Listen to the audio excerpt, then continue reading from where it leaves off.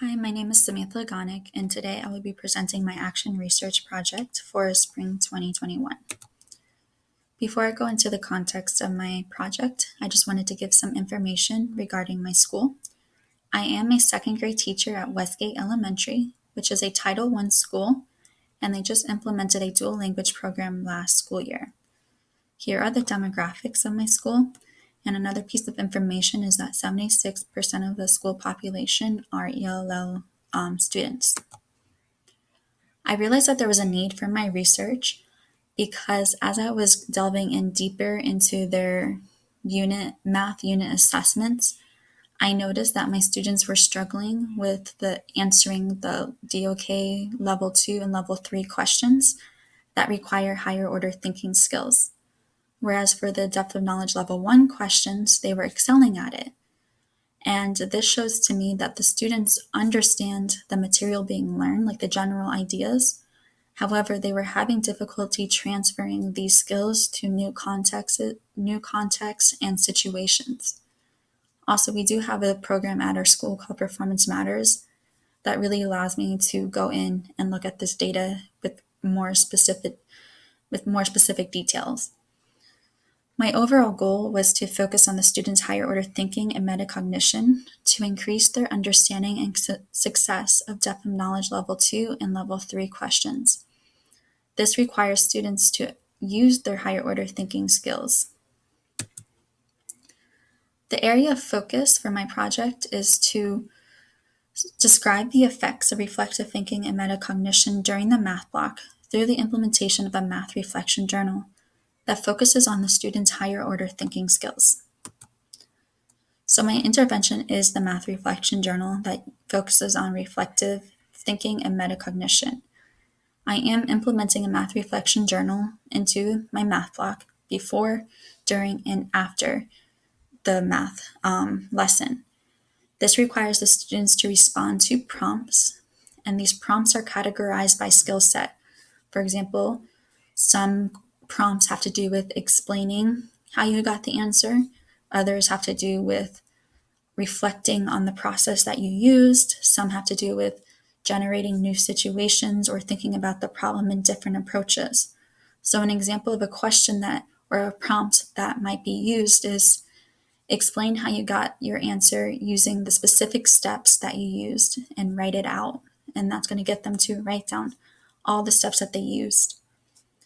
And these reflection prompts will vary in complexity and in the amount of time that it takes. So that's something that I have to be cautious of as I am working and using these prompts in my class. My research question is, how can I use math reflection journals in my second grade homeroom mathematics class to promote my students' higher order thinking and metacognition when solving math word problems, with their higher order thinking skills measured by a 15% target increase of level 2 and level 3 depth of knowledge questions, answered correctly on their unit assessments, and daily independent assignments, and their metacognition skills measured by an improvement in positive responses on a daily metacognitive inventory that is filled out after completing their daily word problem assignments. And my other question is, I want to make sure that I want to look at are their thinking approaches becoming more three-dimensional with the implementation of the reflection journal. And I'll be measuring this with my recorded observations from my teacher journal. My hypothesis is that the students' higher order thinking skills will increase with the implementation of a math reflection journal due to its focus on reflective thinking and metacognition. Before I continue, I want to show or discuss the definitions of these three variables as it pertains to my study. So for higher order thinking, for this study, it is the student's capability of transforming information and knowledge learned into a meaningful understanding of the content. This process requires students to perform skills such as inferring, predicting, manipulating, categorizing, applying, and generating new situations. In math, the key area of higher order thinking is the student's ability to problem solve. Reflective thinking is the student's ability to think actively, persistently, strategically, and carefully to examine each math word problem's meaning, which helps them to understand the implications their actions have on their success. And metacognition is the student's ability to think about their thought process. This includes the student's ability to plan, monitor, and assess their understanding of problem solving. This process also requires students to view problems through different perspectives. Now I want to go over more detail of the description of the classroom that I will be focusing on. So my homeroom class contains 20 students. 14 of them are brick and mortar and 6 are attending school virtually. So therefore, I realized I had to reflect on how I could efficiently implement the Math Reflection Journal for my brick and mortar students and my virtual students. So I decided to have my brick and mortar students complete it in a journal, in a physical journal, whereas my virtual students would complete their reflection in an electronic journal where they can type their responses, draw a picture online, and even record their responses if they needed to. As I was reflecting on the process so far, one assumption that I had is that the students will want to participate in the Math Reflection Journal. However, being practical, some students might not want to do it. They might think it's boring, or they might realize that it's some more work that they have to do. So my goal is to make it more engaging for the students, maybe by allowing them time to draw pictures along with their writing, or use different color pens and pencils. Another area that I wanted to make sure that I'm doing is providing them positive feedback so that intrinsically they're motivated to do these reflection journals and that they understand why we're doing them and the benefit that they have for them. And 2 limitations that I found during this process is the availability of time. My math block is only 60 minutes, which makes it difficult to add something else into my math time. So I want to make sure that my reflection journals are fluidly integrated into the lesson without being something separate that we have to do. And another area that is a limitation is 65% of my homeroom students are below grade level in reading and writing. So therefore, that tells me that I need to make sure that I'm using my ELL strategies and incorporating scaffolding strategies into these reflections. So far on the reflection of this initial aspect of the research, I realized that it is important to perceive this action research plan on different levels. For example, on paper, it might seem really good, but I need to make sure that it translates into the classroom as well too. So for example, my school expectations are that we adhere to a strict schedule. Therefore, we can't use some of our reading time to make up some of our math time. So that has to do with the timing of it as well. And then the students' behavior is sometimes unpredictable. Maybe the students won't want to do a reflection journal that day, so I'll have to try and motivate them so that they try their best every time that they're doing these reflections. When I was conducting my literature review, I realized one key takeaway from this is that it is teaching higher order thinking skills to students is one of the hardest parts about teaching. It's not something that we can incentivize teachers to do. And it's not something that we can teach them in one professional development. It is a trial and error skill that we have to learn from, which made me very concerned when I realized that there are very limited studies on this topic related to elementary schools. So this made me want to strive to do this research project even more. So here is my overall plan of action summary. First, which I already have done, is the initial data analysis on the student unit assessments taken so far this year. Then the implementation of the Math Reflection Journal that I've started. Students will also do their daily math word assignments at their independent workstation. Students will also complete their metacognitive inventory after completing their daily math assignments. And so the daily math assignments and the metacognitive inventory are happening daily as well. Students will also visit my teacher table where I give them a differentiated lesson on their level, and I will be able to visualize and observe their thought process when completing these word problems.